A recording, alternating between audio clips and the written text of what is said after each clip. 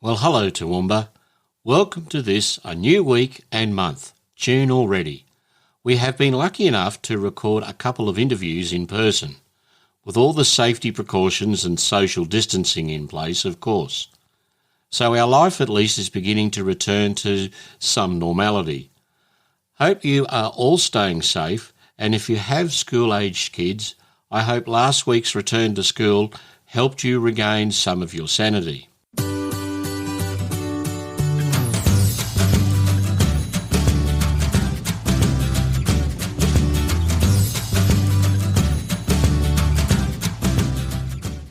This week is a very different week. We have Mayor Paul Antonio on for the first time, and we do a conversational piece with a local self-employed death doula.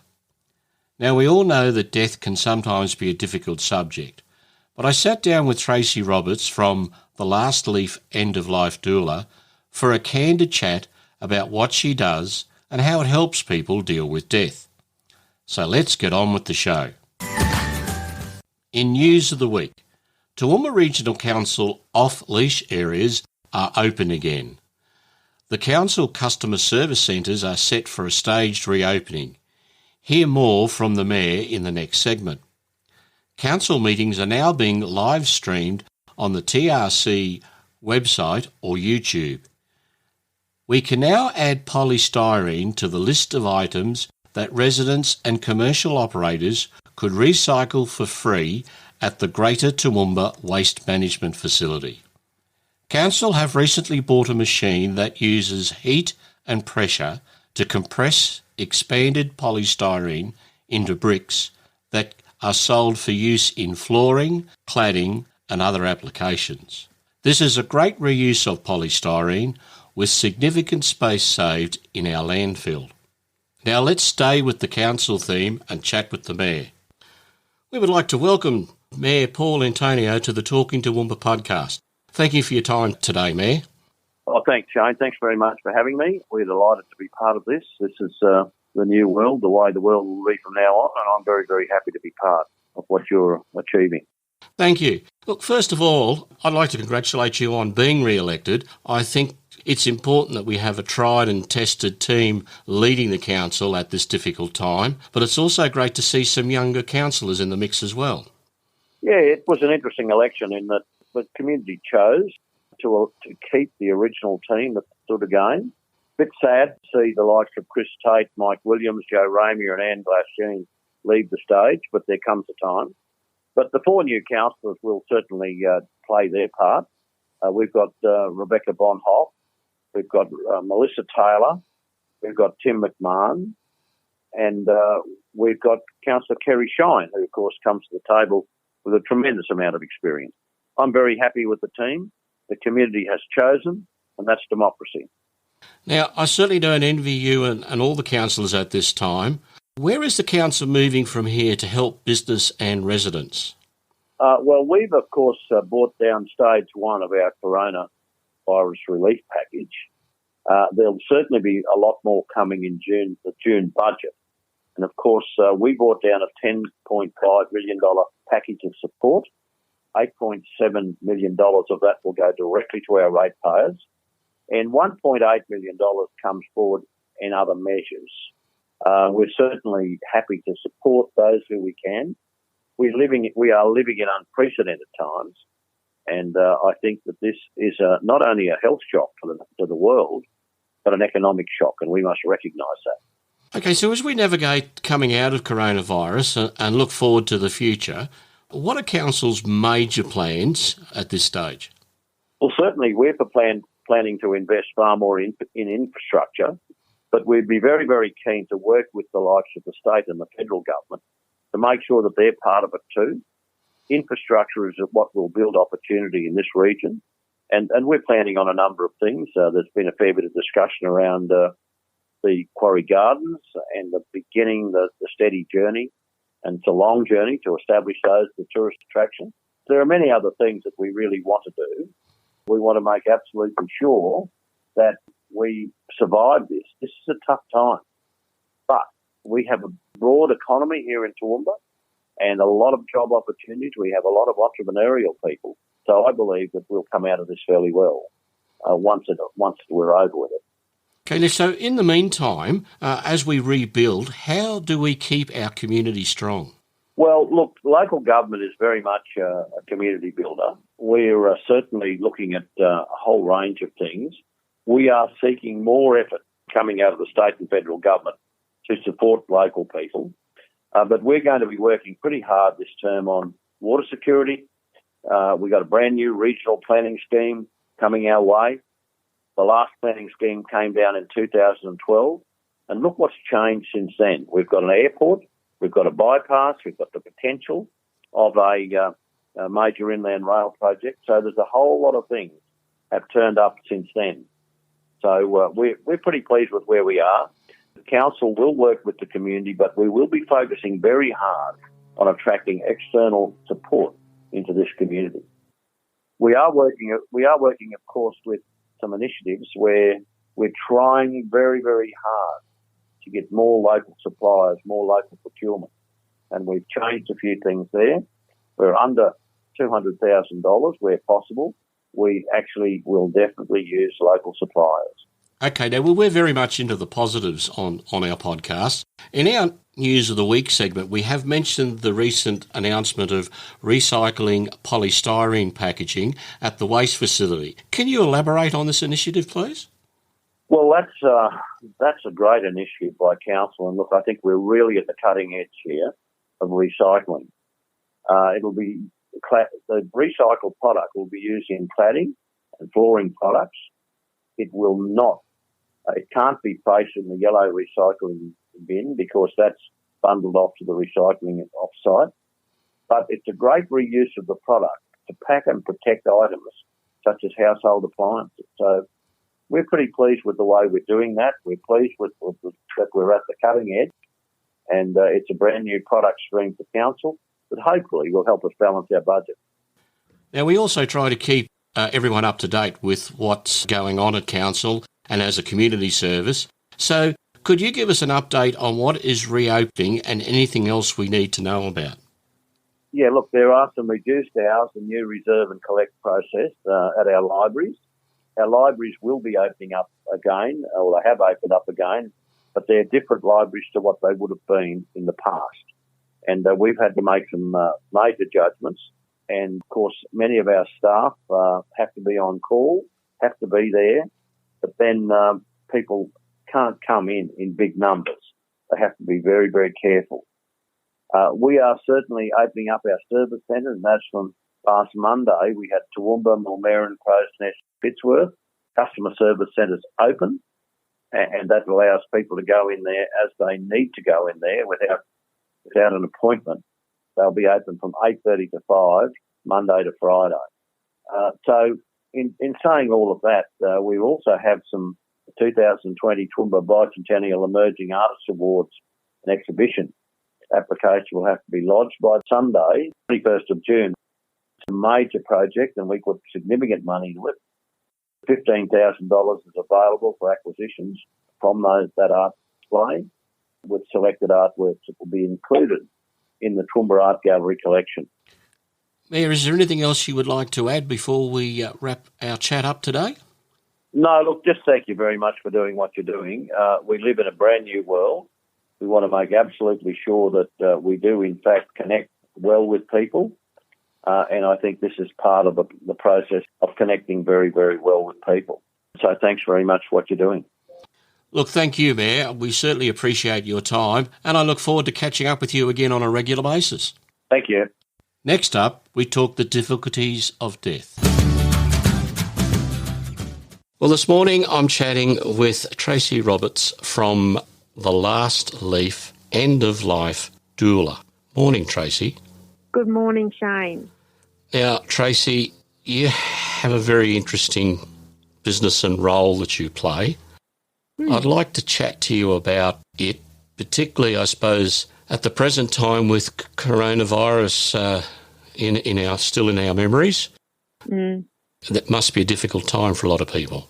Oh, it is a difficult time for a lot of people, especially in the caring role for people that are in home. it isolates them even more.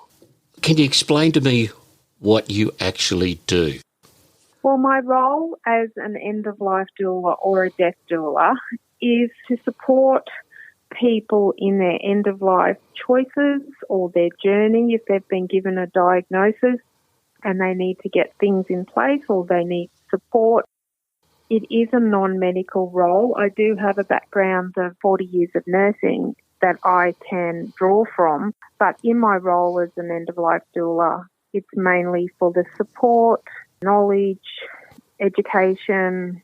My last client that I had was a good example of that because her sons weren't in Toowoomba. One was in Japan and one was in New South Wales. So my support went over the year and to the final moment at the hospice where I sat with her as she was dying, and her sons knew that she was well supported. And when I did ask her what she got from my service, she said to me that she felt confident to remain at home as long as she could, having me there to support her with my knowledge and education.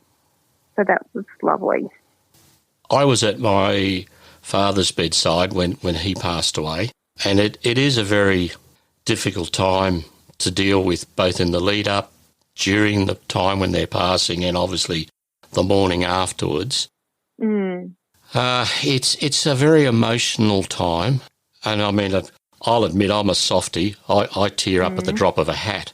Yeah. How do you cope with that, or do you still tear up as well? Is that sort of part of it all? Oh, yes, definitely I tear up. There are some I probably tear up more than others. And I think I went okay with this lady right up until I FaceTimed her son when it was all over. And, yes, I teared up then because over the day I had sat with her and one of her good friends, and Shane, it was really a lovely last day for her. So, yeah, I do tear up. Sometimes I've walked out of people's homes and really had a blab.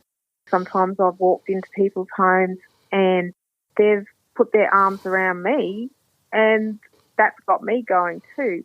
I think there's a line where you stop and think, well, hang on a minute, I can't be too emotional at that time. But it just shows that it is an emotional, caring time for all of us. I'm not family, so that gives me that little bit of distance as well. But if it didn't touch me or didn't make me emotional sometimes, then I don't think I would be the right person for the job.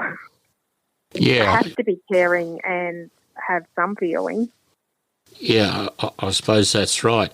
And I mean, it must be quite satisfying for you to know that what you consider is just doing something to try and help, but it's actually really helping either the person who is passing on or those that are struggling with the grief after someone's passing.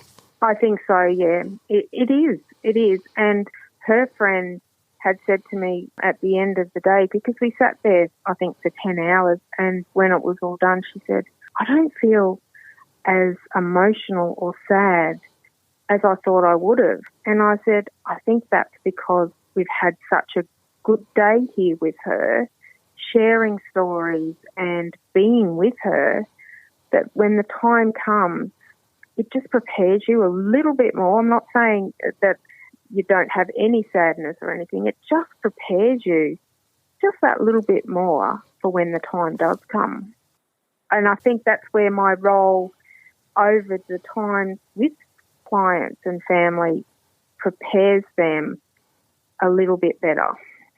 Yeah, I mean, it's a bit like you're able to offer the same sort of support as a person who's directly involved, but you're also able to offer comfort to those who really need it because you're not directly involved with the situation. Yes, that's right. And that's where on that day I was also there for her friend, because her friend didn't think that she could have sat there all day, but with me there, we all sat there, and it was pretty special because I over the years I have looked after many hundreds of people that have died, but I don't think I've actually sat through the whole stages like I did the other day. So that gave me a better understanding of the dying process, which gives me better knowledge for the next person as well. I mean, I see all the different stages from a nurse because you pop in and pop out, but you don't sit with somebody for that amount of time. And I haven't with any family members either. So it was truly, for me, a new experience, I think, and something that I have learned a few things along the way. And I would imagine that every situation you find yourself in is totally different. Everybody dies differently. Yes. And that's where families will say, well, what next and what can I expect? I can give them a rough idea and a general idea, and with all the examples that I've seen, but then also add, these things may not happen. Something new might happen, or nothing happens, but I'm just giving you these other little scenarios of things that may happen. Yeah, I was reflecting then for a moment back when my father passed, and whilst I know he was ready and he was accepting of it, yes, his life that he's had, and okay, it was his time, so to speak, but I struggled with that. Yes. I suppose you're doing it out of love, but then you get to think afterwards, were you being selfish because, you didn't want him to go? Mm. And then you start to question whether yourself as to whether you're being selfish or whether it's just that you're going to miss them. And that's common to think that because, well, some people will say, I just want it to end. Yeah. Is that being selfish? No, it's not being selfish. You don't want to see your loved ones going through that, but also it's very tiring to watch somebody die for hours, days. Yeah. So emotions are vulnerable, and it's just normal to think that, I think. I just want it to be over. That's okay to say that, whereas some people feel guilty saying that. I suppose from your point of view, sometimes the hardest part of your role would be after the fact with the relatives that are left behind. Because, as you said, you see a peaceful passing and a person who's okay with what's happening to them, but it's everyone else that is really struggling with it, and it must be very hard to be able to help people in that situation. Yeah, I think it's just mainly listening to them and what their concerns are. And I did see a chap before Christmas who got in touch with me and wanted my service. So we caught up, and he had lost his wife 5 or 6 weeks earlier, and he didn't know if his grief was normal, if he needed to see a psychologist or what to feel or anything like that. And after a few times chatting with him, he said, do I need to see a psychologist? I said, what you're feeling is normal. It's normal grief. But he didn't know that was okay to go through those things and what to experience. He just needed support and someone to listen to him, someone to go shopping with him, because he said his wife had always done his shopping, and he asked if I could go with him to buy new clothes. So off we went. And he said, I think I'll be okay. And I said, yeah, I think you will be too. Some people don't know how to deal with their grief, but they just need reassurance that, yes, this is okay, or hang on a minute, I might need a psychologist or somebody to chat with. And I mean, grief goes on forever. It just changes. Yeah, it's just part of your journey, isn't it? Yeah, you're not that person you were before the event happened, but you take that grief with you and you live your life with it, and eventually it just gets a little bit easier to live with. Never goes, and you'll burst into tears at an unexpected time. It's part of dying, isn't it? It's part of strength of love you have for somebody, so they say, with the grief. I know just with my little dog, he was part of my life, but you miss him just as much. The Last Leaf is an interesting name you came up with. I've got to ask you, what led you to go the Last Leaf end-of-life doula? I was working with a lovely couple when I was nursing at the outreach program, and Bill and Robin, this was going back a couple of years ago, and I'm allowed to say their names. Bill was given a diagnosis with his cancer, and Robin was looking after him in such a beautiful environment.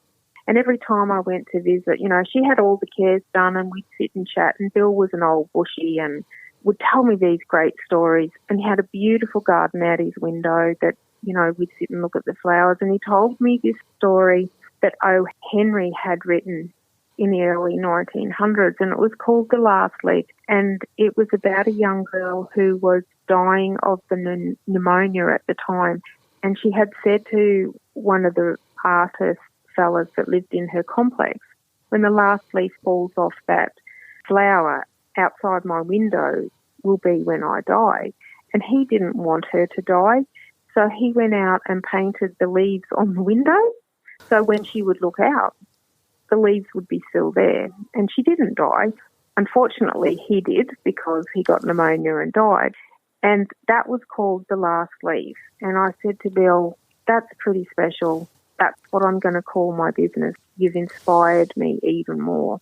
And as Bill was dying over the days and unconscious, I went round there one time and Robin said, look at those roses out there. And I said, oh, they're still going. And she said, no, they're plastic. They all dropped off, but I put the plastic ones up. Just like The Last Leaf. And it just had a really good meaning. Yeah. I think the whole story, and I still visit Robin now, and she gives out my flyers and she gives all my information, and feel very privileged to be part of what I've started. And you can Google The Last Leaf story by O. Henry, and it's just a little short story, and it's really lovely. You know, as you were telling that story, I got goosebumpy. Yeah. No wonder you decided to go with that. I think that's very special. I know. I had been thinking at the time, you know, I had seen the end-of-life doula emerging over here and thought, I could do that, you know, I could do that. And when he told me this story, and I had been talking to him, and I said, that's what I'm going to call it, Bill. The Last Leaf. And he said, perfect. And I said, yep, it is. On that very special moment and note, I think we'll leave our chat right there. Okay, that's lovely. Thank you. Thank you so much for your time, Tracy. I hope that our little chat can help people out there, and I hope they reach out to you. Thank you. I hope so too. Have a good day, Shane. You too, Tracy. Bye-bye. Bye. What's on? Daily Monday to Friday, 10 a.m. and again at 2 p.m, 1 hour of Zoom virtual co-working with Canvas Co-working. Free, and anyone can join in. The outdoor markets see most stall holders back now with the easing of restrictions. So, Saturday you have between 8 a.m. and 1 p.m. the Toowoomba Farmers Markets under the windmill at Cobb & Co Museum. Orders can now also be placed online. On Sunday, from 6 a.m, the Toowoomba PCYC markets are on at the PCYC Toowoomba. Well, we've come to the end of this episode. Thanks for listening. We would love it if you could share this episode amongst your friends. We look forward to bringing you more on What's On as restrictions begin to ease over the coming weeks. Remember to support local and stay safe. I'm Shane. See you around, Toowoomba.